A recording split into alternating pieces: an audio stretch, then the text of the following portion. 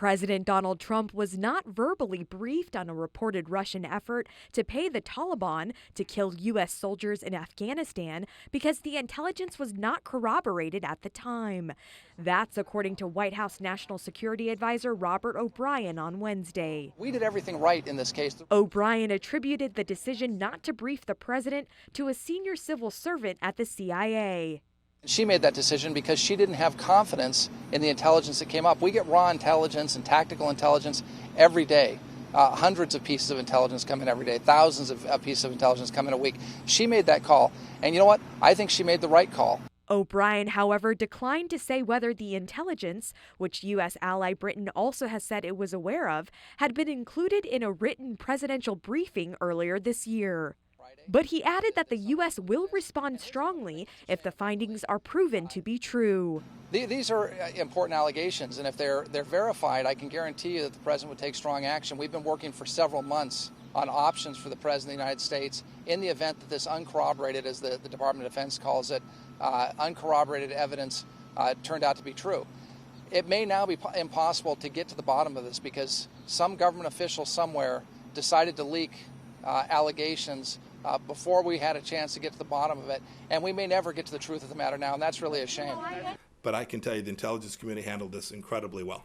U.S. Secretary of State Mike Pompeo echoed O'Brien's words, saying that the U.S. handled the intelligence correctly. I can assure you that whatever reporting it is that you're referring to, that we responded in precisely the correct way with respect to making sure that our forces were postured appropriately, that they were aware of the level of the threat, the credibility of the threat. The fact that the Russians are engaged in Afghanistan in a way that's adverse to the United States is nothing new.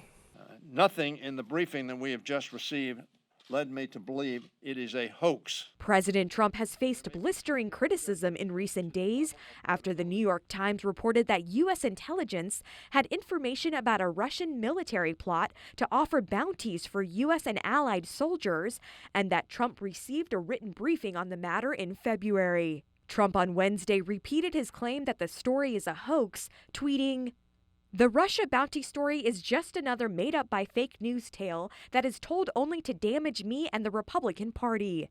The secret source probably does not even exist, just like the story itself. If the discredited New York Times has a source, reveal it. Just another hoax." The suggestion that Trump may have ignored or not known about a possible threat to U.S. troops could damage him as he seeks re-election on November 3rd.